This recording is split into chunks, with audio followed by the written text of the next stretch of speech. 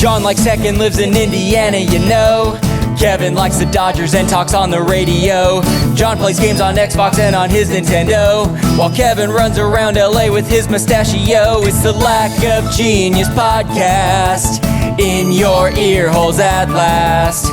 They don't know they're Mars from Venus, that's why it's the Lack of Genius podcast. Hey, Kevin. John, good energy tonight. I'm feeling it. Yeah, even though it might feel an hour later than normal, but... Yeah, we did, as of recording this, we did change time early this morning. Yeah. And so it got darker earlier, which I hate. I hate it. Mm-hmm. I hate it. But it wasn't too bad. I deliberately took my dog on a walk as the sun was going down just to sort of experience it rather than be bummed out about it when I look out the window. I'm like, it's 3:45 and it's dark outside. You know, I hate that feeling. But how are you? How are you, John? I'm good. You? Good. I'm feeling good. I'm excited about this episode. We've had this sort of on the back burner for a while. Mm-hmm. Guilty pleasure TV shows. Mm-hmm. I don't even remember how I think I maybe pitched it. Yeah. I'm quizzing John on the show Impractical Jokers. This is my guilty pleasure TV show. And in my opinion, it's a little bit of a immature show. Yeah. Like that's the perception that I feel like it has, and it kind of is. Look, and I'll explain more about the show if you've never heard of it. So that's why I identify it as a guilty pleasure show. And I think I text you, John, or we were talking, and I was just like, do you have a guilty pleasure show? And you responded immediately. I did, with Gilmore Girls. Yes.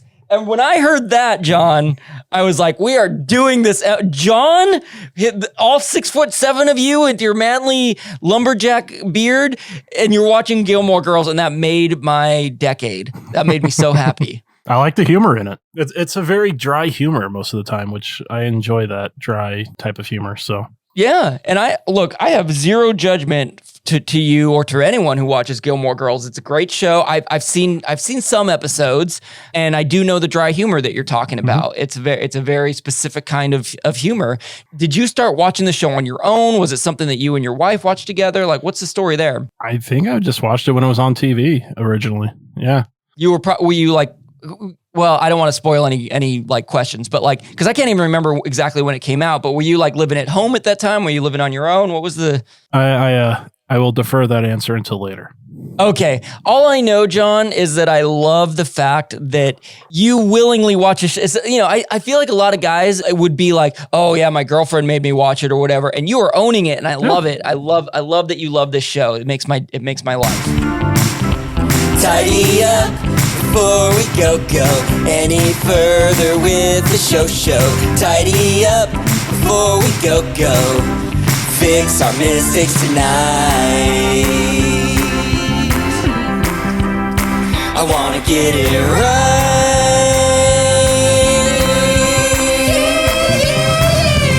Tidy up. Okay, tidy up is our time for cleaning up any errors that we make along the way in previous episodes, and it's also where we do a little bit of a shouting out of people, correct? Yeah. We have a shout out that I want to let you take the reins on. Yep. Dr. Documentary, my sister, her and her fiance have become patrons. Jared, right? Yep. Dr. Documentary, who I think I'm allowed to say her name is Julia, but you're I think sticking to never saying her actual name on this podcast, which I love. Unless she's on the podcast. Unless she's on it, then you can call her Julia. Dr. Documentary, because in case you didn't hear, she was on an episode where she quizzed us about documentaries because she has a PhD in fan studies, something along those lines. Yeah, I'm not entirely sure. But she has a PhD. I know she does stuff with fan studies and documentaries and... Yeah, and so obviously we're really grateful that she came on our show and was a guest, but now she's a patron of ours, and her fiance Jared, who when she was on the show just sat in the background, and we want him he's supposed to be here every episode sitting on a couch in the background, and well, I guess listeners don't know for sure if he is or isn't, so let's just keep the facade up that he's in the background somewhere right now. Thank you to both of you for doing that. That means a lot. We are on Patreon. You can sign up. You get the episode a day early. You get a pre-show that you can listen to if you become our patron. Now that we have a new logo, we may be making merchandise in the future, and there will likely be a Patreon benefit. Yeah. With that, I'm throwing this on John out of nowhere. We have not discussed this, but eventually these things will exist. But we appreciate Dr. Documentary and Jared for signing up. Thanks so much. Yeah, I mean, and the new logo kind of leads into the other new thing this week. You may have noticed that the website changed a little bit. That was to make it to where we can use the new logo a little bit better. It's funny when you, I say you in a general term, when you start a project like this, like you and I are doing this podcast, because we realize, we got a new logo.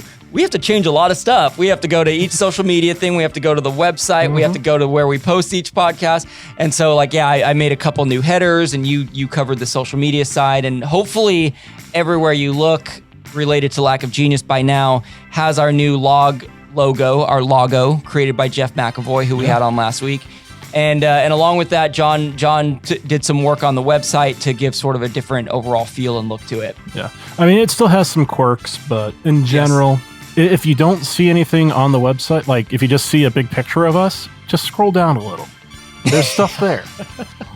I'm still trying to work on make it better. A little tease is that, and this is me literally putting pressure on John, is that John may spend some time really souping up a website for us. He may not. Yeah, we'll see. But we'll see. Right now, I'm so grateful for what we have. John and I jumped in and started this podcast almost 20 weeks ago, because this is episode 20. We've been doing one a week.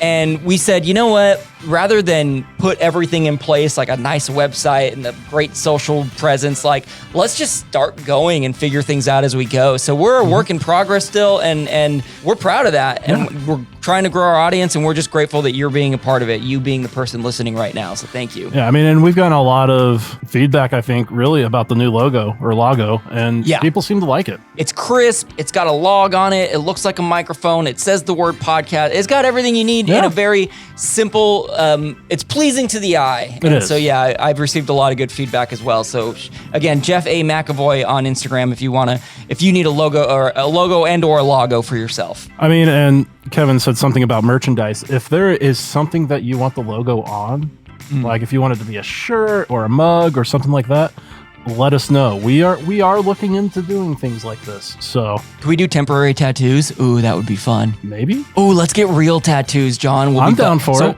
When I come out and we play hide and seek and we go to the D&D convention and we take a trip to Ohio to visit the troll hole, we're gonna get log tattoos. I'll do it. Oh wow! I may get my first tattoo ever. We'll see. I may not. I only have one, so yeah, you only have one. I have 0. I'll do the temporary at the very least. Maybe a henna one. It's time to take a quiz or two. Lack of Genius podcast doing this for you. You may fail, but it ain't no lie, baby, it's quiz time. Don't really want this quiz to be tough. I just want to pass one cause I failed enough. It might sound crazy, but it ain't no lie, baby, it's quiz time. Okay, so quiz time. We quiz each other every week in case you're new to this show. That is the whole premise. We each choose an area of our expertise and we ask each other 5 questions. In the grand scheme of this show, we are tied with 9 wins each, right? I think so. And then I believe we've tied twice. It's crazy that we tied in the early episodes. We haven't had a tie in a long time. No, maybe tonight. Who knows? Maybe tonight. Maybe we'll get the tie. We put a social post up. Yeah. We gave people 2 options to guess which was which. So I presented for John Gilmore Girls versus Dawson's Creek. Which one did the audience think was going to be his guilty pleasure? What'd they say? Basically 2-1 Gilmore Girls. I thought it was the other way around. No, they 60% said Gilmore Girls, 30% said Dawson's Creek. Oh, I thought it was the other way around. So they guessed right. Yeah. Oh my gosh. Good job, our audience. You know John well. So wait, was I wrong on mine as well? Was it 60% for Impractical? Yeah. Oh, I totally misheard you. So for me, this makes way more sense now. For me, the choices were between Impractical Jokers and Vanilla Ice Goes Amish. And 60% chose Impractical Jokers. So you know as well. We also asked if you have a guilty pleasure show. My sister Erica did respond. Fuller House was her guilty pleasure show, which is funny to me because I don't think a Full House is a guilty pleasure by any means. And I know my sister well enough to know that what she means by this is that Fuller House is, my understanding, is pretty cheesy, but she apparently loves it. And then we had our boy Grayson. He said Jackass is his guilty pleasure. And I think what's funny to me about that is that sort of is in the same realm of Impractical Jokers, where it's okay, that's a good show, but it's got that immature thing that you almost are embarrassed to to admit, like, yeah, I like watching these guys do annoying things to each other. So thanks for your participation. We want to hear more about what you're into and not make it all about us. But right now, John, it is all about us. It is. And it's about Impractical Jokers and Gilmore Girls. And I'm going to ask you the first question. Let's get into it, shall we? Yep. So here we go. About Impractical Jokers. John, which of the following is not the name of one of the 4 Impractical Jokers? There are 4 members of the Impractical Jokers. Which one is not the name of one of them? Is it Sal, Murr, Joe, or Frank? I'm going to go with Joe, just because it's the most common sounding. I'm going to assume that that's not the one. All right, you're going to lock in Joe. Joe is not one of the 4 Impractical Jokers? Yep. You are incorrect. It was Frank. Frank is not an Impractical Joker. It makes me think, have you ever seen an episode of the show, by the way? Maybe. Yeah, so I will say when I first started watching the show, I didn't immediately latch on to any of the 4 guys. To me, I'm from LA. These are New York, New Jersey, East Coast guys that I just don't really connect to. The 4 names are Sal, Murr, Joe, and Q. So if I didn't already say, Frank is the incorrect one. They're 4 best friends. They've been best friends since high school, and they do these pranks on each other. And I'll explain more as the show goes on. But the interesting thing about them is, as I watch more, you really learn a lot about them as individuals, what their quirks are, what their sort of comedy style are, how far they're willing to push the boundaries, what embarrasses them, what humiliates them. And I think that is part of the draw of the show, is like, sure, they're doing these pranks on each other, but you learn to, you almost like identify with one of them. Like, oh, I'm more of a Sal than I am a Murr. For the record, I think I'm a little bit of a Murr mixed with a Q, just in case you ever need that for reference. Okay. All right, so we'll leave that there for now. I'll talk more in a minute, but yeah, sorry, you're 0 for 1 to start. I am. I mean, and a mix of a Murr and a Q sounds like an amphibious James Bond person. I was gonna say that or some kind of cocktail. Yeah. But yeah, I like that. All right, I'll take it. So there's a diner that takes, it's a fairly central point in Gilmore Girls. Okay. What is the name of the diner? Bob's, Central Perk, Luke's, or John's? Okay, good choices. So Central Perk is from Friends. So so no, it's not that. You sure? No, I'm not. Central Perk is from. Wait, yeah, that is from Friends, right? Is it? It's not from this. Wait, or is it from this? Hang on. Okay, let's put that on pause. Now you're throwing me off. You're giving me looks that are confusing me. I'm assuming Bob's is there because of the show Bob's Diners. I know that the character's name is Luke, who I believe works at that diner. Yes, Central Perk is Friends. Don't try to throw me off. I'm between Luke's and John's, because I don't know if Luke owns the diner in this show, and if it's named after him. And so part of me wants to choose John's because it's. Oh, but did you just put John on there because it's spelled like your name? So now I don't think it is John. Oh my gosh! All right, I'm gonna say Luke's. I'm gonna go against what I was kind of. I'm saying it's called Luke's. I'm locking it in. Correct.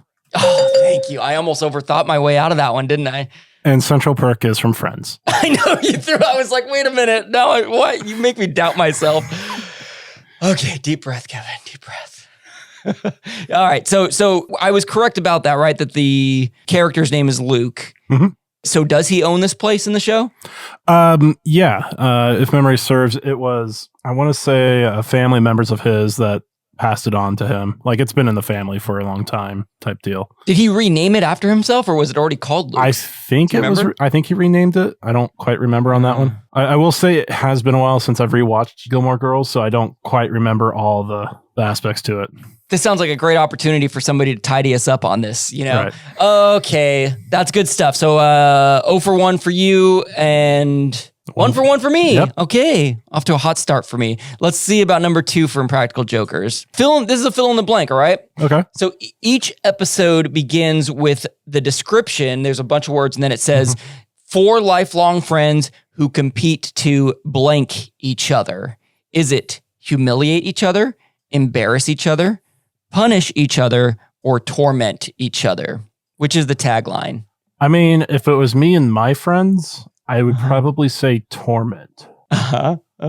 So I'm going to go with torment. Okay, so you're saying 4 lifelong friends who compete to torment each other. Locking it in? Mm-hmm.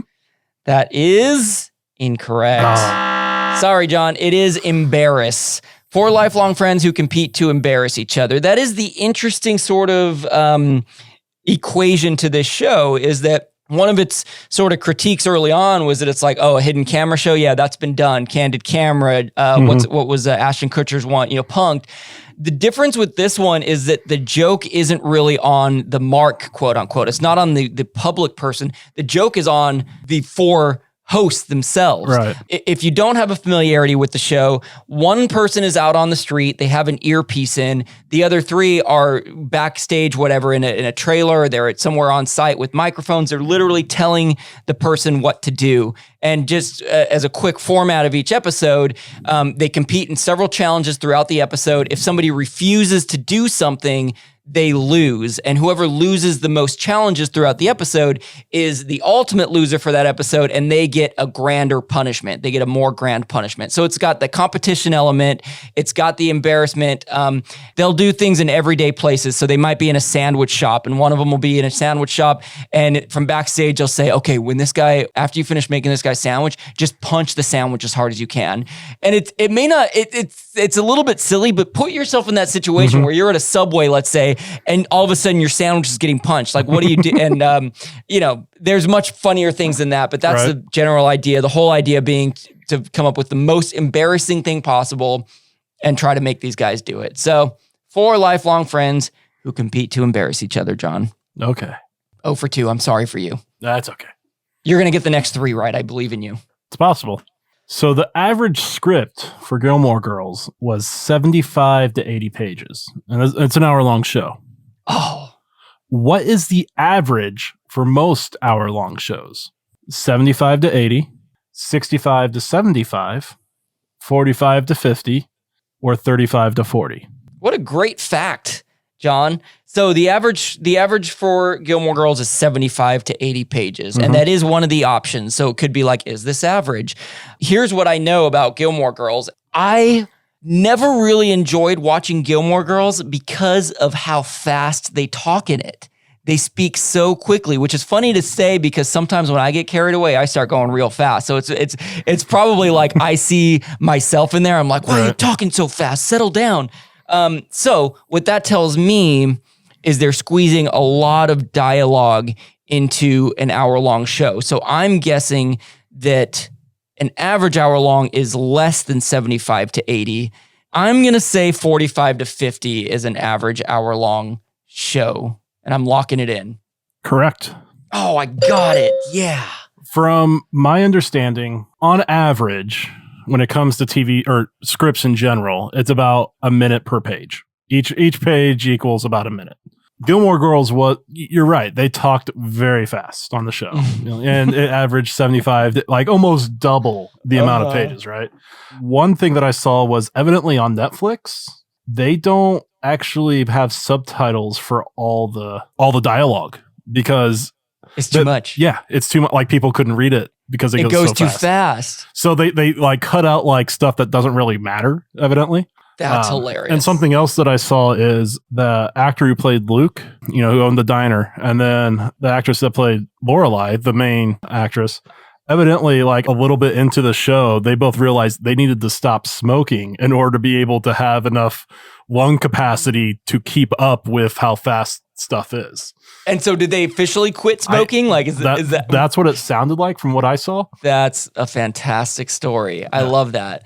I just watched the movie Coda on Apple TV Plus. It's the one about the deaf family with the one daughter who can hear, and she's a great singer. And I cried. It was such a good movie. I loved it. But can you imagine trying to be the interpreter for Gilmore Girls and trying to sign all that? Oh my gosh, you better stretch beforehand. You better stretch those fingers out. Okay, let's hop into number 3 on Impractical Jokers here, where I'm 2 for 2, you're 0 for 2 to start, and let's see if we can turn things around for either of us. All right, this is a visual one. You can see these at lackofgenius.com. Which of the following is not an actual tattoo given to one of the Jokers as a punishment? And so, as I explained, at the end of each episode, there's a punishment 3 of these tattoos were actually given to the Jokers. 1 was not. So which one was not? The first one is, it's a pentagon that has the words test tattoo, please ignore inside of it. That's a hexagon. Sorry, is it? Oh yeah, Pentagon has 5. Oh, that is 6 sides. I literally saw 5. There's 6. Thank you. This is a stop sign we're looking at, right? Stop sign is I think stop signs are octagons. Oh, so I'm 0 for 2. See, I should be docked a point for this. Stop sign does have 8 sides. It is, so it's an octagon. Yeah. So do I get docked points now for being 0 for 2 on my geometry? I don't know. I feel like we need a rule keeper. I know. We need someone to keep our actual logbook that we don't actually have. Geometry was my best math subject too, and I just let down Miss Luden. Mrs. Luden, I'm sorry, my geometry teacher in high school. All right, so what shape are we looking at again? A hexagon. Hexagon. Thank you. I knew I could count on you. So there's a hexagon with the word test tattoo, please ignore. The second one is a skydiving ferret, which you can imagine in your head. The third one is Jaden Smith. Do you know who that is? Mm-hmm. You know who Jaden Smith is. Will Smith's son. He's an actor, musician. And the last one is it's kind of a cute looking cat with words on the top and bottom. And it says 38, lives alone, has 3 cats. That's the tattoo. So which of these was not actually given to one of the Jokers as a punishment? The skydiving ferret looks pretty cool. It is a really cool tattoo. That's a good tattoo. I could see, the has 3 cats one. Almost looks very kind of Simpsons-ish. The cat does. I could see the test tattoo being done. So I'm just going to go with Jaden Smith. You're choosing Jaden Smith. Mainly because it doesn't actually look like that good of a tattoo. It's like a portrait of Jaden Smith. Right. It's like a realistic looking version of him, but you're not that sold on how realistic it looks. Well, I'm not saying it's not a real tattoo. I'm just saying the picture itself. Yeah, it's not a very well done tattoo, I should say. All right, so you're gonna stick with Jaden Smith? You locking it in? Yep. John, that is incorrect. The correct one, this does not belong to any of the Jokers, was the test tattoo, please ignore. That one is just one that I found on the internet and thought was funny and thought would fit. Quick rundown, the skydiving ferret belongs to James Murray, who goes by Murr. It's because in a previous punishment, he was basically tricked. They were being skydiving instructors and they were told they weren't going to be jumping out of the planes, and then it turned out to be his punishment. So he did have to skydive, which is one of his biggest fears, and they say that he looks like a ferret. So this is in honor of him being a ferret skydiving. The 38 lives alone, has 3 cats is for Q, Brian Quinn. These were all factual statements about him at the time of getting the tattoo. And then the Jaden Smith was given to Sal on his upper thigh.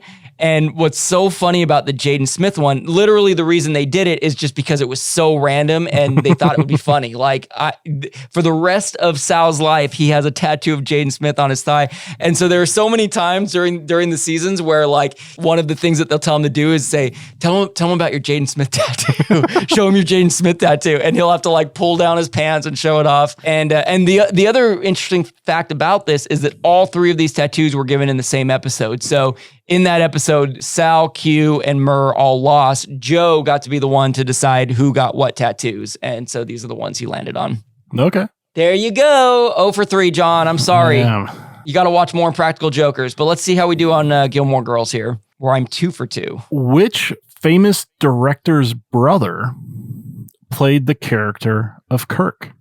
Kevin Smith, James Gunn, James Cameron, or Kevin Costner? Oh, I like what you did there, John. I like what you did. You got 2 Kevins, you got 2 Jameses. Mm-hmm. One of them is right. I like this a lot. I don't know this one. I can't even visualize who the character Kirk is, which I don't know if that would, I guess it would help me, because if it looks anything like one of these people, I could narrow it down. I'm kind of going to have to make a random guess. James Gunn is the guy from, it's not Queer Eye. It's, am I thinking of the wrong person? I won't look it up because I don't want to spoil her. The only logic that I have here, and this is probably not the best law, I'm pretty sure I'm going to choose Kevin Smith. Only because I know you like Kevin Smith. It may be you really wanted to get this fact in, thought it was interesting. Now that could work against me where Kevin Costner is the right answer and you're like, I'll put another Kevin and it'll be Kevin Smith. But I'm going to choose Kevin Smith because I already said it. I just locked it in. Incorrect. It is actually James Gunn. Oh, you just threw in Kevin's because that's my name. No, I threw it in because, Kevin Smith, might go towards that one. But no, it's James Gunn. James Gunn's done the newest Suicide Squad movie, Guardians of the Galaxy. Oh, he did Guardians of the Galaxy. Yeah. I love those movies. Well, and his brother, Sean Gunn, has been in all of those. Yeah, and so he's the one that played Kirk on Gilmore Girls. Got it. Yes, it's funny. I do recognize Sean Gunn. I did not know he was in Gilmore Girls though, but I do know him from Guardians of the Galaxy. He was on the ship with the dude who whistled with the arrows, the blue guy. He was I really liked Sean Gunn's character in that. And Kirk on Gilmore Girls, he's the one that he had pretty much a different job every single time he was on the show. So in the end, it's 60 some different jobs that he had. He's always getting a new job. Was that sort of like a running gag, essentially? I think so, yeah. I like that. That's great. Oh, I know who I was thinking of. Tim Gunn. I was thinking of Tim Gunn. He is best known for... Project Runway. Project Runway. Is that right? Yeah, I think so. Okay. Yeah, that's who I was thinking of. Okay, got it. So when I saw James Gunn, and I was like, that's not Tim Gunn. Okay, Tim Gunn. Got it. All right, so now we're all up to date on our Gunn celebrities and our Jameses and our Kevin Smiths, and we're good to go. Mm-hmm. Okay, so I missed my first one. I'm 2 for 3. You're 0 for 3 on Impractical Jokers. You got to get this one. Pressure's on. This is a true or false. At least you got 50-50 here. Yep. True or false, John? A former member of NSYNC is unofficially known as the fifth Joker. Is that true or false? I'm going to say true, because I definitely feel like at least one of the members would definitely be in on this. I'm just trying to think of which one might. I kind of feel like Lance Bass. How about this? How about if you guess the right NSYNC member, you could get 2 points on this one. I'm already revealing that it's true, so there's your ding, ding, ding. So you already got 1 point. You get a second point. I'm trying to remember all the names. I mean, obviously there's Justin Timberlake. Lance Bass. There's the one that had the beard with the kind of longer hair. I know all their names regardless. Am I allowed to give you their names? Yeah. Go ahead. So there's Justin Timberlake. I think you're thinking, you may be thinking of Chris Kirkpatrick. You're either thinking of Chris Kirkpatrick because he had the little dreads, sort of. Yeah. And then Joey Fatone is the other one who had a beard. And he was kind of seen as the older brother of the group. Right. And then the last one is JC Chasez. He was kind of like the second lead singer behind Justin Timberlake. Yeah, I was thinking Joey. Okay, you were thinking Joey. Joey Fatone, who they call Joey Fat One because that's how you spell his name. So you got Joey Fatone, you got Lance Bass, you got Justin Timberlake. I'm trying to decide between Lance Bass and Joey Fatone. Oh, okay. All right. For a second point. At times I feel like JT just takes himself way too seriously but I could see Joey and Lance, I'm going to go with Joey. You're saying Joey Fatone is the one. Yeah. John, you got a second point. Congratulations. That was worth it. Even though I may be putting myself in danger of winning this episode. It was Joey Fatone. Fun fact, Lance Bass, he twirled my mustache. Yeah? I got to interview him on a red carpet thing, and I got a great picture, and maybe I'll post it on socials later. But Joey Fatone, he's unofficially known as the fifth Joker. He's also the host of the Impractical Jokers after show, which they call Impractical Jokers After Party. So he hosts the show. He was literally brought on just because the Jokers have a podcast. Mm-hmm. And at some point they mentioned that Joey Fatone had tweeted about them or something like that. And Joey Fatone heard that and they got in touch and they ended up actually hitting it off. I think they're from the same area. They're about the same age. Right. They really got along. So they brought Joey Fatone in once, and he was actually the first person to compete in a challenge that wasn't one of the Jokers. Yeah, so they call him the fifth Joker, Joey Fatone, and you got 2 points for that. That was pretty exciting for our show. It was. So even though you had missed the first three, you've now moved into a 2 for 4 score. Yeah. And I am 2 for 3 going into number 4 on Gilmore Girls. Okay, it's heating up. And it's a true or false. Okay, all right. The show takes place in Connecticut. Yeah, I know it's a, I shouldn't say I know, but I'm pretty positive, it's an East Coast show. Oh, I'm pretty sure I know the name of the town. Shoot. It's escaping me. It may come to me later. It's when I moved into when I started in college with my best friend Danny, we moved in together, and he watched Gilmore Girls.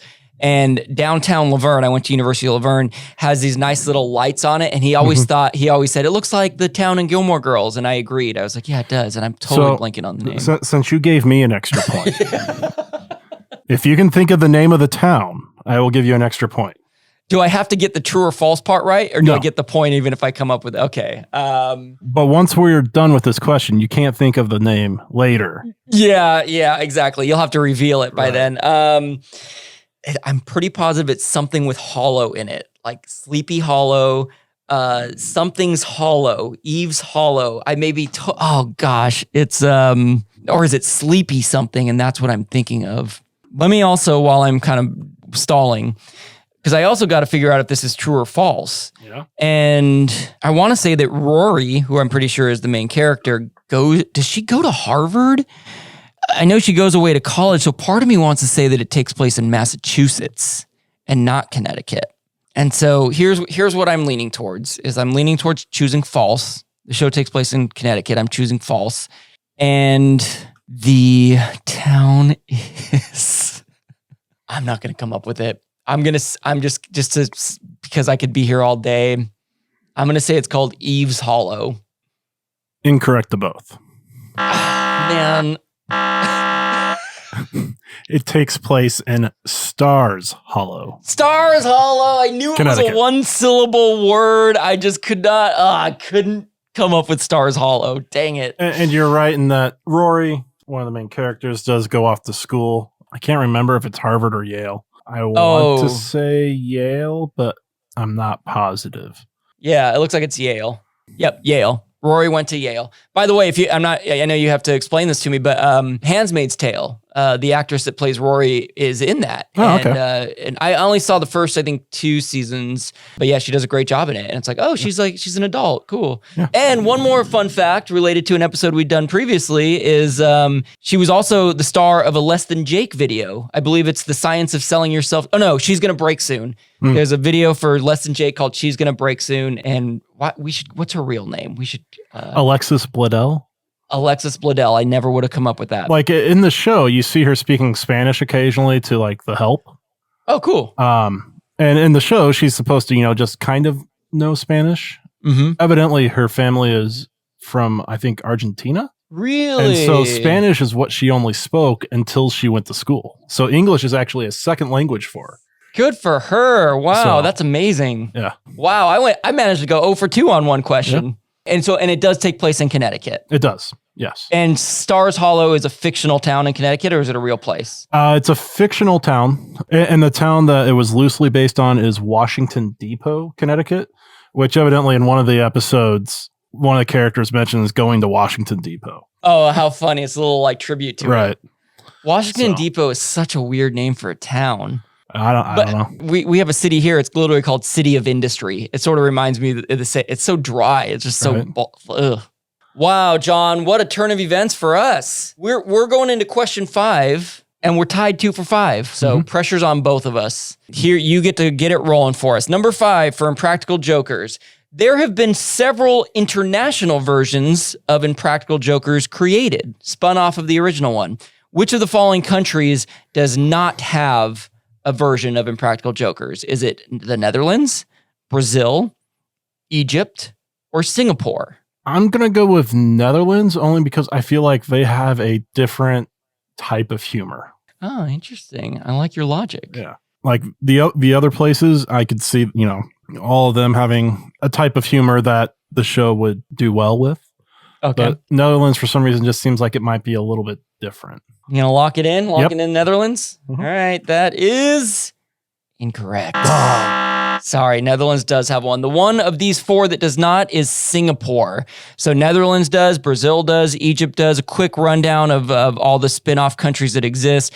Belgium, Lebanon, Mexico, Greece, Sweden, Spain, Russia all have some kind of Impractical Jokers. The one that shocked me was Egypt for some reason, and maybe that's my own sort of American ignorance of not knowing, but I forget the name. I couldn't pronounce it anyways, but there is a version in Impractical Jokers, and I watched it, and what I'll tell you is, for the most part, I don't think you need to speak the language to understand what's happening in these shows. I'm sure it adds a lot because you hear the commentary, but all I know is it was very similar to the setup I was describing earlier, where one of the guys was working at, it was either a sandwich shop or something like that, and all I know is he grabbed a big old thing of cheese and was just licking it like crazy in front of the. And I was like, all right, even though I don't understand what they're saying, that's funny.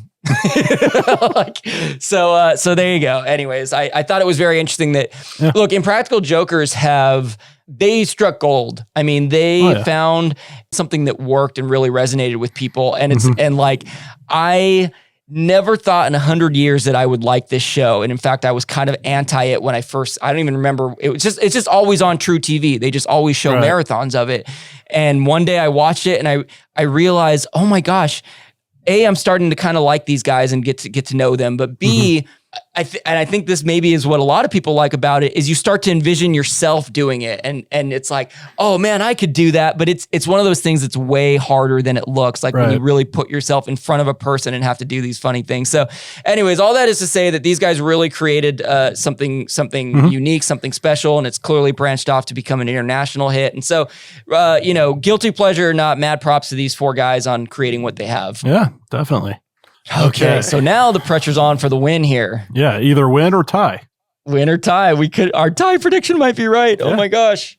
I mean, and you asked me earlier, where did I tend to watch this? And I deferred that answer until later. Gotcha, yep. And that's because the question is, what year did Gilmore Girls first air? Okay. 1998, 2000, 2002, or 2004? Yep.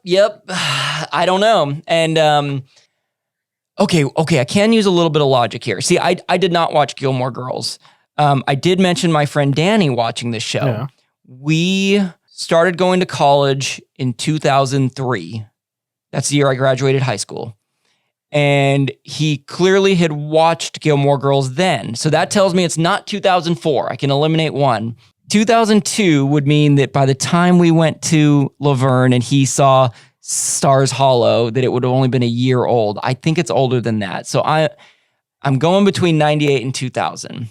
2000, I would have been in 10th grade, and I would have been listening to a lot of Limp Bizkit and watching The Simpsons every Sunday night. And my best friend Danny potentially would have been watching Gilmore Girls and telling me about it at school the next day. Was he? I'm going to say 2000. I'm locking in 2000, John. Correct.